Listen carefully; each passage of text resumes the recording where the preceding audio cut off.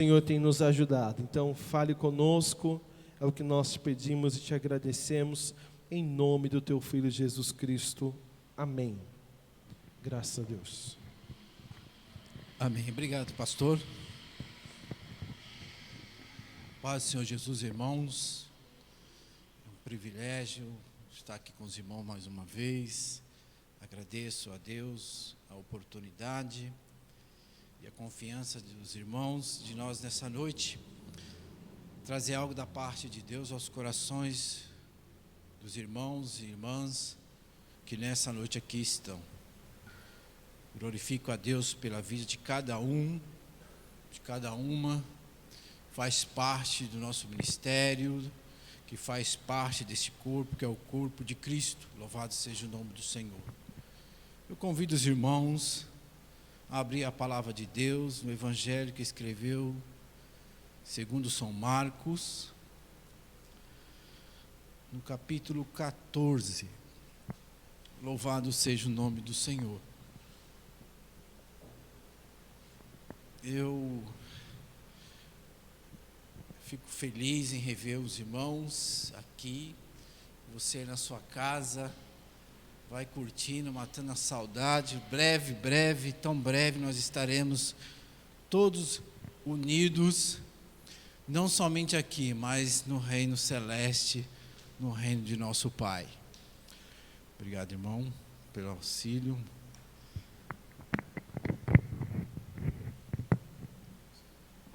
Tá bom. Louvado seja o nome do Senhor. Evangelho que escreveu segundo São Marcos, capítulo 14, versículo 3 ao versículo 9, é uma passagem conhecida, muitos irmãos já conhecem, eu creio assim. Então aí você na sua casa, abre a palavra do Senhor, seja no seu smartphone, no seu tablet, ou a Bíblia mesmo, como nós temos em papel, aí no livro. Vamos desfrutar da palavra de Deus. Aleluias. Jesus ungido em Betânia. É uma passagem muito conhecida. Graças a Deus. Eu leio, os irmãos acompanham. Estando ele, Jesus, em Betânia, reclinado à mesa, em casa de Simão o leproso, veio uma mulher trazendo um vaso de alabastro com um preciosíssimo perfume de nardo puro, e quebrando o alabastro, derramou o bálsamo sobre a cabeça de Jesus. Indignaram-se alguns entre si e diziam: para que esse desperdício de bálsamo?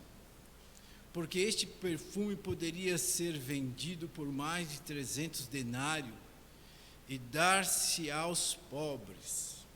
E murmuraram contra ela. Mas Jesus disse: deixai-a, por que a molestais? Ela praticou boa ação para comigo, porque os pobres sempre os tende convosco, e quando quiseres, podeis fazer-lhe bem, mas a mim nem sempre tendes. Ela fez o que podia, antecipou-se a ungir-me para a sepultura. Em verdade vos digo que onde for pregado em todo o mundo o Evangelho, será também contado o que ela fez para a memória sua. Louvado seja Deus. Irmãos, nessa noite eu trago um tema que às vezes ele pode, se você não observar muito bem, trazermos alguma forma de dizer que é mal compreendido o tema. Não perca a fé, perca o medo. Esse tema de não perca a fé, mas perca o medo, ele pode ser que seja mal interpretado, porque, obrigado, irmão, porque para a psicologia humana, o medo, ele, em certas circunstâncias, ele pode ser uma sensação de alerta, de extrema importância para a sobrevivência, principalmente para o ser humano. Porque, às vezes, o medo, ele te evita te levar em algumas circunstâncias que vai pôr em risco a sua vida ou a vida de alguém, se você não parar de agir.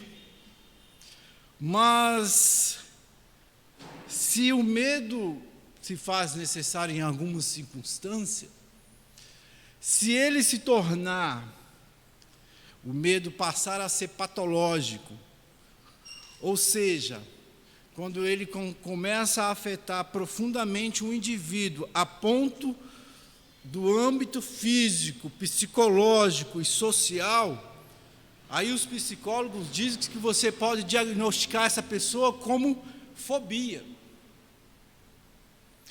Então, quando eu trouxe esse tema, não perca a fé, perca o medo, eu quero que você separe essa parte do medo que é importante em algumas circunstâncias que nos preserva a vida nossa e dos nossos queridos entes queridos, e começamos a navegar na fobia do pânico quando a gente começa a ver circunstâncias que nos coloca risco à nossa vida, ou seja ela social, ou seja ela financeira, ou seja ela intelectual. Por quê? Porque nesse texto que li com os irmãos nessa noite, e lendo na minha casa, e não quero aqui explorar a situação, mas também devemos ser um pouco realistas, o medo que está rondando as nossas vidas, não só aqui no Brasil, mas no mundo, de um vírus, essa incerteza de como vai ser o amanhã, se nós vamos continuar a ter o sustento que é derivado do emprego que nós temos, que às vezes sentimos ameaçado, porque o que está nas redes sociais, na maioria das vezes, nos jornais televisivos, nos jornais escritos, é que vem grande depressão, é só grande frustrações, e esse momento que nós vivemos hoje, de afastamento social, de reclusão, de distanciamento social, isso nos traz alguns sentimentos. Isso vem aflorar. Eu estou aqui em forma de homem de Deus, mas como irmão em Cristo de você em casa, você mulher, você filho, você marido. E hoje eu posso dizer que eu senti medo de estar aqui, porque é um desafio estar diante da tecnologia. Mas isso te assombra? Não, mas nós não estávamos, talvez fôssemos alguns avisados por Deus, mas não deu tempo de se preparar. Mas chegou a situação e o mundo está de cabeça para baixo, não me permite essa expressão, porque até os nossos governantes não sabem nem a direção que ia, uma hora para, uma hora vai, e uma hora sai, uma hora fica em casa, e usa máscara, não usa máscara, usa o remédio, e nós aqui estamos esperando deles, até eles mostram que não estavam preparados para este momento. E quando eu coloquei esse tema, não perca a fé, perca o medo, é que às vezes as pessoas podem desenvolver fobias, diversas delas, como o medo de palhaços. Até parece uma coisa uma coisa diferente, porque você ter medo de palhaço, eu não gostava muito de ir em circo quando criança, eu achava meio sinistro, muito escuro a parte dos... Não sei se vocês são dessa época, então já estou revelando a minha idade. O circo, ele tinha as lonas e era muito escuro debaixo das arquibancadas. Eu tinha medo do circo, não do palhaço.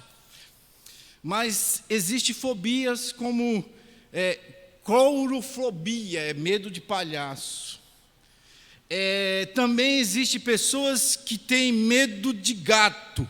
Eu não sabia, descobri isso. Eurofobia é medo de gato. Eu não sabia também que tem gente que tem medo de tomar banho. Medo de tomar banho. Abrotofobia. Quer dizer, são palavras até difíceis de falar. E aqui tem uma que me chamou a atenção. Medo de ser tocado. Afefobia. Pessoas que têm medo de ser tocadas. E tem pessoas que têm medo de escuro, medo de altura, e desenvolve essa doença. Quem tem medo de lugares apertados não entra no elevador, vai de escada. Quem tem medo de escuro dorme com a luz do quarto acesa, e às vezes é necessário um abajur. Lá em casa eu acho que eu tenho medo de gato, porque eu não gosto de gato. Não é porque eu não gosto de gato, é que o gato eu acho ele meio transcendental, assim, uma coisa do outro mundo. E aí mas nada contra os bichinhos. Eu acho bonito, mas na foto, ao vivo na foto é lindo, inclusive fotos de gato.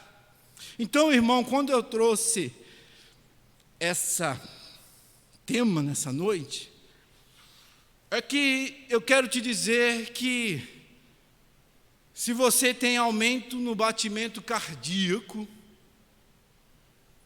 ou você pode estar sofrendo, como eu, de pressão alta, mas também pode ser denotado como medo. Aceleração da respiração é um sintoma do medo. Eu não sabia, descobri isso. E contração muscular. Às vezes a gente acha que precisa de um relaxante muscular, que o dia foi tenso, mas pode ser sintomas do medo. Então, queridos, eu trouxe essa palavra, e Deus falou muito ao meu coração nesse texto, porque as pessoas estão com medo. As pessoas não se sentem seguras nas autoridades constituídas no nosso país e nem nas autoridades constituídas pelo mundo. E tenho aqui a liberdade de dizer que a OMS, ela pode ter seus interesses políticos, mas nem ela soube nos mostrar que caminho, que direção tomar como humanidade. E estou dizendo aqui um texto de humanidade, uma mulher que tinha convidado Jesus para sua casa. Em alguns evangelhos, que são os evangelhos que são sinóticos, dizem que ela é Maria, irmã de Lázaro. E no texto de João 12, ela diz que ela ungiu os pés. Em Mateus 26, diz que ela enxugava com o seu cabelo os seus pés e beijava os seus pés. Então, para os teólogos, muitos acreditam que Jesus estava em Betânia e existiu outras festas, outras cerimônias, que Jesus estava aqui numa ceia, em Betânia. Tudo leva a crer que era na casa de Maria, E Marta, inclusive em Mateus, Marta, ela fala: Senhor, não te importa que eu esteja aqui atarefada e minha irmã fique ajoelhada? Aí ela falou: Marta, Marta, você está preocupada com tantas coisas, e só uma importante, sua irmã escolheu a melhor e não vai ser tirada. Só que nesse texto diz que ele está na casa de Simão o leproso. Então, de duas, uma: ou Simão leproso é irmão de Lázaro, que faz parte da família, ou ele está na casa de um Simão que era leproso e está passando também numa ceia. Mas, independente de quem seja o Simão leproso, Jesus está numa casa, está ceando, e lá não tinha cadeira, não tinha mesa. E quando não se tem mesa, você dobra-se e ajoelha-se. Então, é uma coisa que era comum no meio dos palestinos naquela época. E a Bíblia diz que Jesus estava na cerimônia e ela vem e derrama um vaso de alabastro, um vaso de perfume. Esse alabastro, irmão, ele não era um perfume da terra da Palestina. Esse perfume de nardo puro, esse vaso de alabastro que era feito de mármore, era como se fosse um vaso, uma cumbuquinha, ele era feito para preservar o perfume por dentro, sem haste. E ele não tinha tampa. Por quê? Porque quando se colocava o nardo, o perfume dentro, ele era preservado e só conseguia as pessoas ver ou sentir o cheiro bem se abrisse ele. E ele não era, esse nardo puro, ele não era da Palestina, ele era importado da Índia. Então ele era muito caro. Tanto é que a Bíblia diz que, aqui no texto, 300 denários, era quase que um ano de um empregado que trabalhava ou como pastor, ou cultivando terra. E a Bíblia diz que ela veio e derramou, quebrou o vaso e derramou sobre a cabeça de Jesus. E aqui eu começo a dizer e tirar algumas lições nesse texto que li para a minha vida.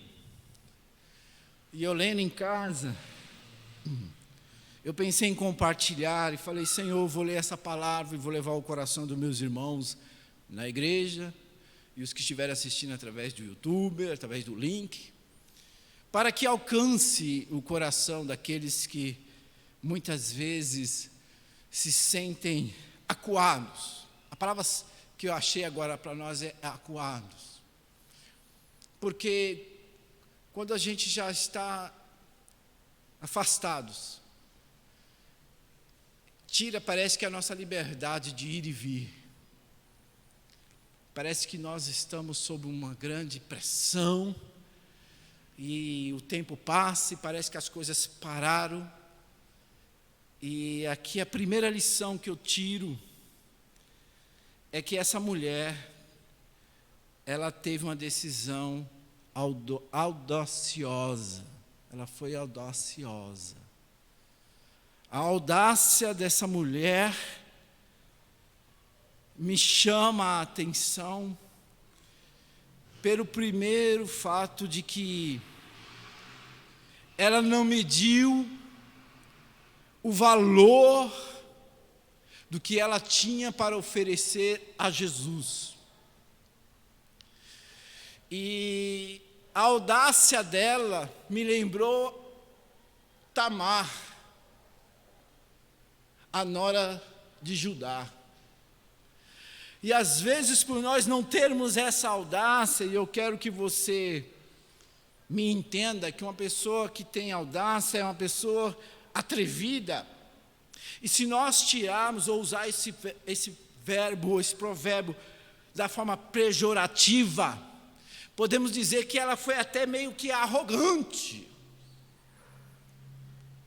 E muitas vezes as pessoas impede-nos de sermos corajosos e dizem a nós que nós somos atrevidos por se sentir cidadão dos céus. As pessoas e este mundo que aí está, esse sistema que existe e que está falido, e que existe uma potestade, e ele sabe disso, ele está regendo conforme ele quer, e ele sabe que breve o meu Senhor, o seu Senhor, vai voltar. E ele brevemente será preso por toda a eternidade. Ele traz sobre as nações essa forma de querer nos dizer que nós não devemos continuar a ser audaciosos e ter a coragem de continuar a fazer o que o Senhor nos pediu que fizéssemos. Como? Uma pessoa que é audaciosa, ela consegue realizar coisas em circunstâncias muito difíceis. Talvez para você que está em casa está fácil. Talvez para muita gente aí fora está fácil. Mas existem milhares de pessoas que as circunstâncias são difíceis. E é nessa hora que eu convido você, meu irmão, minha irmã, não perca a fé, perca o medo. É quando o obstáculo, ele deixa de ser literário, conto de história ou de cinema, e passa a se tornar nossa realidade. Quando a morte bate na nossa porta, quando o medo de pegar um vírus que nós não conhecemos está rodeando todas as casas de hospitais, famílias, guetos, palácios, nós devemos lembrar que o Senhor não quer que nós nos acovardamos. E é aí que eu peço a sua sensibilidade de homem e de mulher de Deus. Quando você detectar na sua vida, na sua família, uma opressão que venha te tirar a liberdade de adorar, cultuar, bendizer ao nome dele, lembra-te, é hora de ter audácia. Tamar era na hora de Judá. Uma mulher, porque Judá se afastou dos seus irmãos, casou com uma mulher, teve 3 filhos. Ornã. E os filhos vieram a casar com essa mulher chamada Tamar. Para encurtar a conversa aqui, o primeiro filho casou com essa mulher, Tamar, morreu sem ter filho. Na lei dos hebreus, na época, o irmão ou parente mais próximo do falecido deveria, se a mulher não teve filho, tomar aquele filho, e aquele filho ia ser herdeiro do irmão que morreu, ou do parente. E ele casou, e Judá chamou Onã e falou: casa com a sua cunhada e dá-lhe filhos. Quando Onã percebeu que ele não ia ter o primogênito, na hora de ele conceber o sêmen, ele tirava e derramava por terra. E a Bíblia diz que Deus o matou por isso. Quando Judá viu que aquela mulher matava filhos, ele falou: volta para a casa do seu pai, fica lá quietinha, que quando o meu filho mais novo, o terceiro, tiver a idade de casar, eu entrego você. E ela foi. Só que Judá ficou com medo, falou: ela já matou 2, o terceiro ela não vai matar não. O que ela fez? Judá ficou viúvo. O menino cresceu e ela percebeu que ele não ia dar o filho mais novo para ela. Ele desce com um amigo dele para cortar a pele das ovelhas Quando ele está indo a caminho de uma cidade, avisa ela, fala, seu sogro está indo para a cidade tal.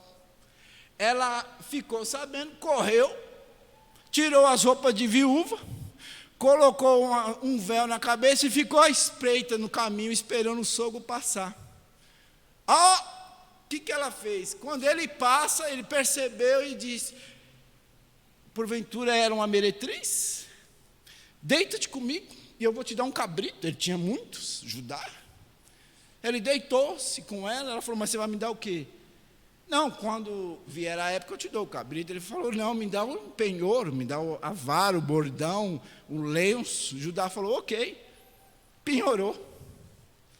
Judá deitou-se com ela, com a sua nora, talvez por uma identificação física, eu não sei. Ela concebeu.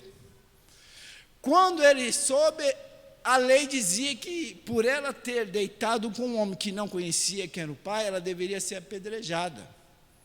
E Judá queria aplicar a lei. Quando ele vai aplicar a lei, que todo mundo já está esperando a mulher para com as pedras apedrejá-la, ela diz a meu sogro que o pai dessa criança é o dono deste cajado e desse lenço. Aí ele diz, ela é mais justa do que eu. E Tamar, com essa ousadia, com essa audácia, entrou na genealogia de Jesus Cristo. Uma mulher que estava para ser condenada a morrer viúva e desamparada. Agora a Bíblia contém o nome dela, porque ela gerou Pérez, de Pérez saiu Boaz, de Boaz veio a linhagem de Davi. Eu quero te dizer, irmão, que mesmo que eles digam para você que você não tem mais jeito, seja audaciosa em Deus e faça por merecer, porque Deus não quer covarde, mas homens e mulheres que vão além daquilo que se pedem. Ela quebrou, derramou o bálsamo e fez algo que surpreendeu até o mestre. Mas uma segunda coisa que eu quero aqui nessa noite passar para os irmãos, que eu guardei para mim nesse texto, é que quando você resolve ser audaciosa, quando você resolve fazer algo inesperado, lembra-se, segundo plano, você vai ter quem o critique. Sempre quem faz uma ação como esta mulher, uma coragem como ela, uma ousadia como esta, sempre vai despertar sentimentos de cólera, ódio, de repulsa, de raiva em homens e mulheres perversos. Isso eu vejo no versículo de número 4, quando a Bíblia diz que indignaram-se alguns entre si. Por que indignaram? Porque ela fez uma ação de que muitos não esperavam. E aí se levanta a oposição.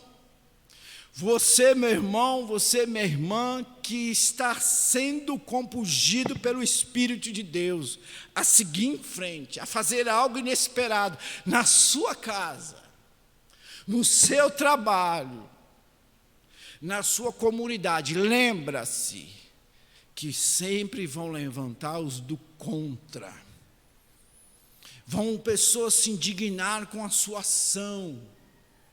Vão despertar em pessoas maldosas, porque a minha reputação, a opinião dos outros não vale tanto como vale o meu caráter. Não se preocupem.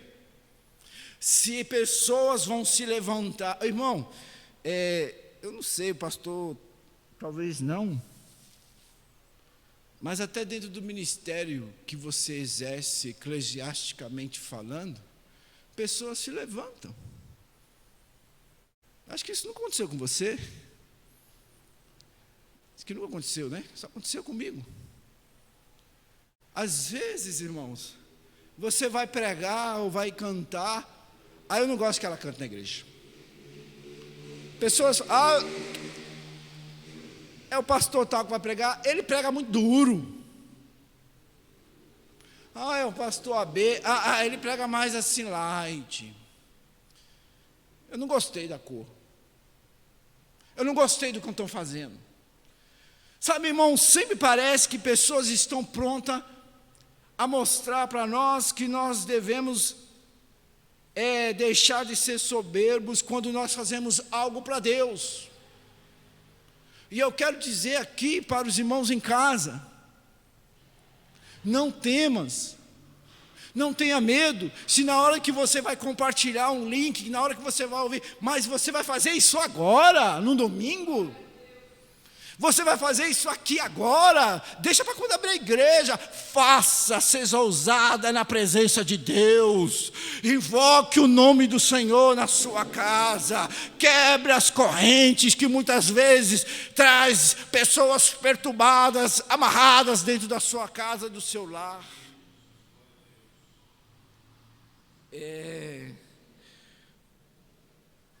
Pessoas às vezes, irmãos, que estão de fora, além de se levantarem contra, se indignarem, além disso, ainda nos diz, para que esse desperdício? Você está desperdiçando a sua vida, você está deixando de viver para ir na igreja, virar beata, você está envelhecendo. E desperdiçar a vida, eu quero dizer hoje, em nome de Jesus, é quem acha que um cigarro de maconha ou de qualquer outro entorpecente vai lhe trazer alívio e prazer. Se você acha que num copo de uísque você vai resolver os seus problemas que te esperam lá, eu quero dizer, é um ledo engano. E eu vejo que muitas coisas que digo aqui, o próprio cigarro, a própria bebida, ela é incentivada nas grandes mídias. E parece que o cara que bebe, ele é sempre feliz, sempre resolve as coisas. Mas aí daqui a pouco você percebe que é ilusório, é ilusão. Por quê? Porque as pessoas, elas desperdiçam a vida lá fora, porque aqui em Cristo a vida dá sentido. Mas, além de nós termos o cuidado de não perder a fé e expulsar o medo, tem uma terceira coisa, é que o discurso do bom cidadão, todo discurso malvado e perverso vem sempre com um lado lógico de bondade e de piedade. O discurso malvado, é o terceiro ponto, é que a pessoa me diz que eu estou perdendo tempo em vir na pentecostal da Bíblia. Você tem que aproveitar mais a vida. Solta esses cabelos. Você está sendo muito piegas. Ele está esquecendo que você tem uma coisa que ele não tem: temor do Senhor. Esse discurso dá-se quando eles dizem assim, versículo 5. Porque este perfume que você derramou poderia ser vendido por mais de 300 denários e dar-se aos pobres. Aí agora, é um discurso bonito. Vender o que você tem para dar aos pobres, maravilha. Faz até digno de entrar no reino de Deus, as portas do céu vai abrir com uma coisa dessa. Esse discurso é um discurso que tem lógica. Mas a intenção deles não era ter uma obra assistencial. A intenção deles não era chegar aquele dinheiro aos pobres. Deus nos julga não pelo que nós fazemos, mas pelas nossas motivações. O que te motiva a estar na presença de Deus. O discurso é bonito, mas aí agora eu lembro, irmão, que muitos discursos se fizeram por campanha de aparelho de respiração, mas o fim foi muitos milhões sendo desviados. Vamos fazer campanha, hospitais de campanha, maravilha. Depois se descobre que se desviaram milhões e milhões de reais. Então, queridos, tome muito cuidado, porque esses discursos podem até ter lógica, mas são de pessoas malvadas e perversas, que aparentam bondade e piedade.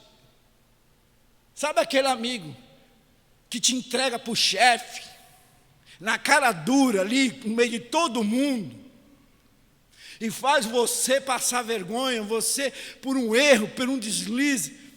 Aí quando você vai lá para o armário, você faz: Jesus, o que foi aquilo? Eu estou envergonhado, o que o Senhor permitiu? Aí a pessoa entra: fulano, ô fulano, nada contra você, viu? Não foi para te queimar não, lógico que não foi para queimar. Mas é lógico, imagina, nada com. Porque o verdadeiro amigo, o verdadeiro amiga, ele te repreende no particular, mas ele te defende no público. Ele te defende diante das pessoas, e ele te pega de orelha: vem aqui, você fez errado, muda isso, pensa diferente. Esse é o verdadeiro amigo. Então esses discursos podem fazer com que nós percamos a fé em Cristo Jesus. São discursos belos e bem elaborados, não igual o meu, mas cheios de maldade, quer ganhar, tirar, oportunidades de tirar. Então, meu querido, minha querida, lembre-se de quando você tiver ações que vai surpreender pessoas. Pessoas podem querer tirarem você do foco, vão levantar-se contra, virão discursos belos para resolver os problemas, mas eles não querem resolver os problemas. E aí, Jesus nos dá uma grande lição aqui.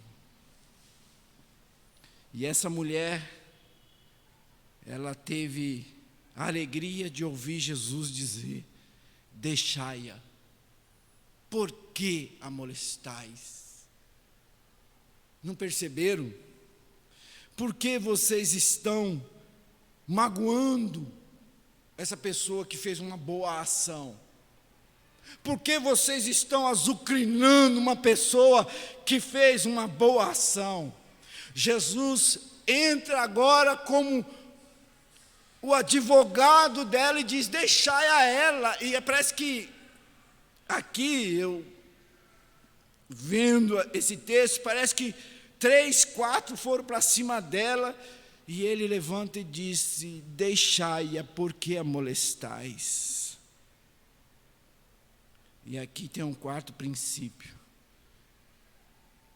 Deus vem em nossa defesa, irmão.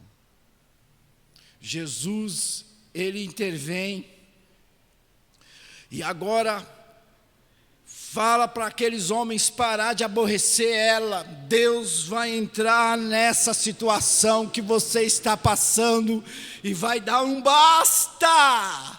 Porque Ele é justo juiz, Ele não pode ver um filho dela, um filho dele, uma pessoa que faz uma boa ação, ser perturbada, molestada por pessoas malvadas e perversas e perdurar isso. Ele vem de encontro porque Deus tem prioridade na sua vida, nas nossas vidas. Deus em primeiro lugar. Quando você dá prioridade a Deus, Ele torna seu defensor. Quando você dá prioridade a Deus, Deus torna o seu parceiro fiel e justo, porque Ele é fiel testemunha. Quando você dá prioridade a Deus, Deus move os céus e a terra e estará com você, porque você deu prioridade às coisas de Deus. Muitas vezes e eu falo isso nós porque eu me incluo, irmão, nós damos prioridade a projetos nossos e esquecemos de priorizar as coisas de Deus. Buscamos aplausos dos homens que nunca vão dar, demonstrar prosperidade como bênção de Deus, quando na realidade deveríamos dar prioridade de andarmos na intimidade com Deus. Ricardo Goldin, ele falou uma coisa e eu fiquei meio assim, mas ele disse uma coisa que depois eu guardei para mim, que vou compartilhar com você em casa.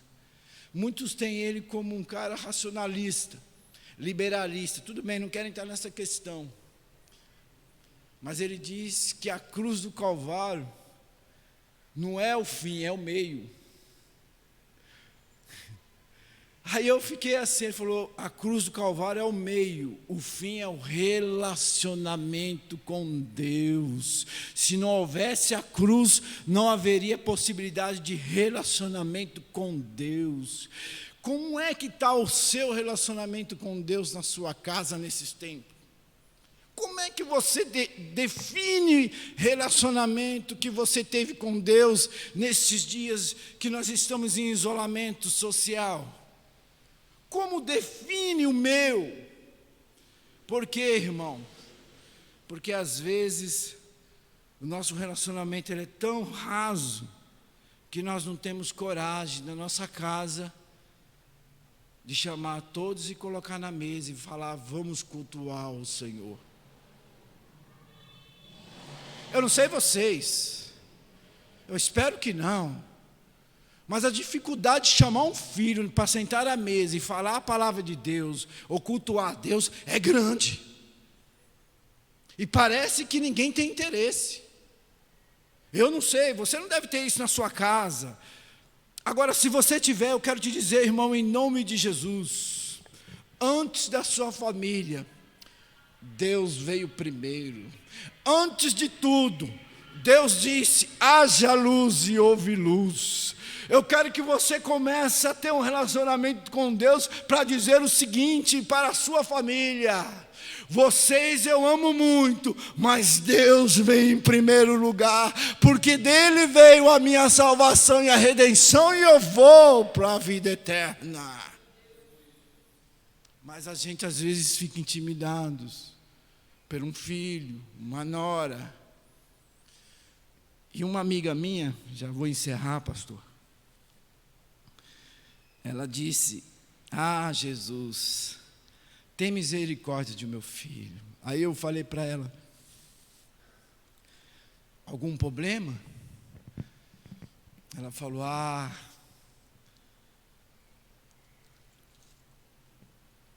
eu queria ser um pouco mais rica, para que o meu filho não sofresse tanto. E eu falei para ela, mas isso ia resolver? O que ele está passando é o que vai forjar o caráter dele. Você poderia dar tudo para ele, mas a melhor coisa que você pode dar é orar pelo seu filho e crescer ele no temor do Senhor. Porque um filho que tem uma mãe que ora por ele nunca será pobre. Ela é mesmo. É porque a gente quer tirar o sofrimento circunstancial, queremos, e não está errado, queremos encher de mimos, mas o mais essencial, instrua o menino no caminho que se deve andar, e até quando ele envelhecer, aleluias, não se esquecerá dele. Eu tenho irmão aqui, que a mãe dele já partiu com o pai, e ele está aqui, eu tenho certeza, irmão, que o pai e a mãe dele falou no nome do Senhor para ele, dentro da casa dele é a riqueza que ele tem, e ele segue firme, porque essa riqueza que devemos dar aos nossos filhos, ainda que se levantam, ainda que acham que é desperdício. O sofrimento da humanidade sempre vai existir. Seria o quinto ponto, eu vou passar por cima. Porque Jesus diz: os pobres vocês vão sempre ter comigo. Vocês não vão ter a mim, mas os pobres vocês sempre terão convosco. E às vezes as pessoas dizem que Deus manda o sofrimento. Não acredito nisso. O sofrimento vem porque os homens têm atitudes como essas, discursos belos, bonitos, mas o que motiva eles são perversidade e maldade. Então por isso nós sempre teremos os pobres e desigualdade social, como nós vemos aqui, ricos ficando mais ricos e pobres se tornando mais pobres.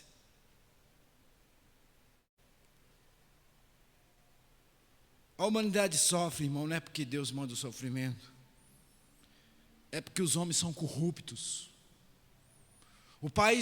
O Brasil não é pobre, ele é um país injusto, porque se produz toneladas de trigos, bate recordes de grãos, e nós temos que pagar R$20 num saco de 5 quilos de arroz, R$40 num quilo de carne.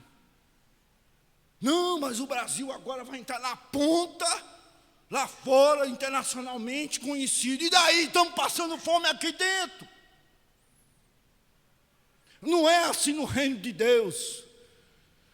No reino de Deus, ele olha, não vê ninguém, nem mais nem menos, é todo mundo igual, irmão. Então, Jesus diz a eles aqui uma coisa que é social, e eu gostaria de falar muito aos prefeitos, aos governadores, aos vereadores que vão aparecer por aí. Entrega a consciência de vocês, não ao que vocês podem ganhar, mas o que vocês podem herdar, porque aqui tem um povo que é herdeiro de Deus e cordeiro com Cristo na glória do Senhor. E se você que está aí se sentindo assim, mas irmão, eu estou perdendo tudo. Tudo o quê? Você nasceu sem nada. Você não sabia nem mamar, sua mãe que te ensinou a comer, seu pai que te ensinou a falar, teu pai que ensinou você a andar, deu direção. E eu encerro dizendo o seguinte, irmão: não percamos a fé, mas perdamos o medo, para que o que nós fizemos hoje fique registrado na eternidade. O que aquela mulher fez foi um ato tão belo que até hoje se fala o nome dela. E Jesus disse que seria contada a história dela para a memória sua. Eu vejo às vezes o que os pais muitas vezes fazem, correm para dar aos filhos, é deixar heranças financeiras, e daqui a pouco estão tudo se acabando, brigando com advogados para ver quem ganha mais, quem ganha menos, e aí se instala um mal-estar na família. Essa mulher, ela teve o privilégio de servir a Deus. Você tem esse privilégio de servir a Deus na sua casa, no seu trabalho e na sua comunidade. Privilégios que nos dá a certeza de que podemos fracassar, mas que a voz do fracasso não será maior do que a voz do remorso. Porque o remorso, ele nos traz a tristeza segundo este mundo. Mas se fracassarmos, Deus nos dá uma outra oportunidade de aperfeiçoar e aprender com os nossos erros, mas não deixamos de fazer e de praticar. Porque o remorso é tristeza segundo a carne, mas o arrependimento é uma tristeza segundo Deus, conforme Paulo escreveu em 2 Coríntios capítulo 7, versículo 10. Que Deus possa produzir em nós uma tristeza segundo Ele, não segundo o mundo. Que a tristeza que o mundo produz traz morte, mas a tristeza segundo Deus traz arrependimento para a salvação. Que você na sua casa, irmã, com seus filhos, com seu marido, vença essa barreira. Faz um propósito. Eu sei que às vezes a gente fica até meio envergonhado, não tem aquele brilho. Esses dias eu fiz algo inusitado em casa. Permita-me compartilhar. Eu, de manhã, fui tomar café com meus filhos na mesa. E eu sempre oro, agradecendo a Deus pelo alimento. E aí eu sentei na mesa e falei, dá as mãos aqui. Você precisa ver a mão das meninas, tremia. Mas por quê? Vou dar aqui as mãos. E fizemos um ciclo na mesa. E eu venci uma barreira. O contato com meu filho e com a minha filha. Agradecer juntos a Deus pelo mantimento na mesa, pelo lar sobre a nossa cabeça. E oramos por todos. E às vezes a gente fala, isso é simples, faça. E Deus trará luz e nos levará seguro para a salvação que nos aguarda. Que Deus abençoe os irmãos. Eu agradeço a oportunidade em nome de Jesus. E peço perdão aos irmãos, um pouco nervosismo, porque a câmera está ali, a gente não é acostumado. Mas você aí, minha irmã, meu irmão, nos ajude em oração. Não somente a mim, mas ao pastor Tiago, que chegou agora. Ao Ministério Geral. Pastor Ronildo Queiroz. Tem que tomar decisões difíceis. Lembra-se, Deus é Senhor da história. De Gênesis a Apocalipse, que ainda não veio. Deus é Senhor da história. Ele não perdeu o controle.